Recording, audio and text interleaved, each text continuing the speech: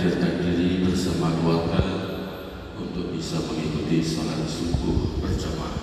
Mudah-mudahan para jamaah sekalian, pagi ini alhamdulillah kita bisa mengawali hidup ini dengan kita bersujud kepada Allah Subhanahu wa taala. Bapak Ibu yang dimuliakan Allah Subhanahu wa taala, kita tidak pernah boleh melupakan bahwa hidup ini tidak selamanya di dunia. Kita harus memahami dan harus paham bahwa selama ini kita tidak selamanya hidup di dunia. Pada saatnya nanti pulau panjenengan sami akan dibatasi oleh Allah Subhanahu wa taala. Tidak selamanya di dunia. Bahkan pulau panjenengan sedaya juga telah diingatkan oleh Allah bahwa sebelum kita ada di dunia ini kita tidak ada. Hal ata alal insani hinu minadh dhahri lam yakun syai'an madhkura. Apakah manusia itu tak ingat bahwa sebelumnya itu tidak ada, baru diadakan oleh Allah. Inna khalaqnal insana min nutfatin amsajin nabtalihi faja'alnahu sami'an basira. Kemudian aku ciptakan manusia itu dari nutfah dan seterusnya dan seterusnya.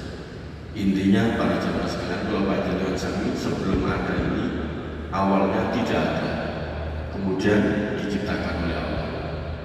Nah, para jemaah sekalian, kemudian Allah membatasi hidup ini yaitu dengan firman-Nya dalam surah Ali Imran ayat 185, kul nafsin dha'iqatul maut. Nah, ini yang harus kita tidak boleh abai di dalam hidup ini. Artinya tidak boleh abai itu kemudian seperti yang mereka lakukan, tidak ada rasa nanti bagaimana setelah kematian. Di situ Allah menyatakan wa kullu nafsin dha'iqatul maut wa innama tuwaffawna ujurakum yaumal qiyamah faman zuhziha 'anil nar wa udkhilal jannah faqad faza wa mal khairud dunya illa mata'ul ghurur. Jadi siapa nanti di antara pulau panjenengan sami kalau sudah dimatikan, nah di sana ada ayat lanjutannya wa innama tuwaffawna ujurakum yaumal qiyamah. Nanti setelah kita mengalami kematian, nah Allah akan membayar, memberikan balasan semua apa yang telah kita kerjakan di hari ini. Para jamaah, orang itu dalam memandang kematian ada tiga. Satu, orang memandang kematian itu bagi mereka orang yang kafir tidak takut sama sekali dengan kematian, karena mereka tidak ada keyakinan, tidak ada keimanan nanti setelah kematian itu ada hisab, ada balasan, itu tidak percaya, sehingga mereka abai di dalam menghadapi kematian. Efeknya pada zaman sekarang orang-orang kafir itu dalam kehidupannya, umpamanya dalam olahraga, mengapa kita bisa menyaksikan yang kafir itu kalau olahraga tak ngerti olahraganya yang ekstrim, mundur, kayak takut mati. Memang nggak takut mati, bukan dia terus punya amal yang banyak itu, karena dia memang tidak beriman kepada Allah, makanya takut mati. Itu olahraganya ekstrim, terjun payung kurang berapa meter baru dibuka. Kita yang melihat miris, waduh, apa-apa. Tapi bagi mereka biasa-biasa. Tidak takut mati mereka. Tidak takutnya mati orang kafir itu bukan karena mereka siap dengan amal boten, karena mereka tidak beriman kepada Allah setelah kematian itu ada apa. Ini yang pertama. Jangan kaget kalau ada orang-orang yang berani mati dan lain sebagainya itu. Jangan kaget. Bukan mereka berarti sudah punya amalan yang baik. siap amalan yang banyak belum tentu, karena mereka tidak beriman. Yang kedua, orang memandang kematian itu adalah sebuah solusi dalam hidup ini. Ini bagi mereka orang yang hidupnya putus asa, banyak masalah, dengan istri bermasalah, keuangan suami bermasalah, yang hari-hari ini banyak kita menyaksikan di berita-berita itu, suami membunuh istri dan anak-anaknya. Ada juga yang istri membakar suaminya, kemudian supaya tidak diketahui oleh aparat, dia akhirnya juga membunuh dirinya. Mereka banyak masalah, menanggung beban perekonomian yang luar biasa, anak-anak yang penuh bermasalah, sehingga dia resah dalam hidupnya. Sehingga apa? Dia lebih baik mati. Disangkanya para jamaah sekalian, orang yang kalau sudah mati itu sudah selesai permasalahannya. Tidak. Inilah adalah orang-orang yang hidupnya itu banyak masalah, orang yang pesimis, orang yang putus asa, sehingga memutus hidup ini dengan kematian, menganggapnya nanti setelah mati sudah selesai masalah itu. Padahal tidak demikian. Inilah adalah orang-orang yang punya keimanan dengan kematian yang sangat kecil sekali keimanannya, bahwa nanti itu ada hisab. Nah, yang ketiga, para jemaah sekalian, orang-orang yang beriman. Orang yang beriman mudah-mudahan pulau panjenengan semuanya kalau termasuk ini. Orang-orang yang beriman ketika menghadapi kematian itu menyenangkan. Mengapa para jemaah sekalian menyenangkan? Iya, dengan kematian itu kita bisa akan memanen. Kita akan panen. Panennya orang beriman itu adalah ketika kematian ini.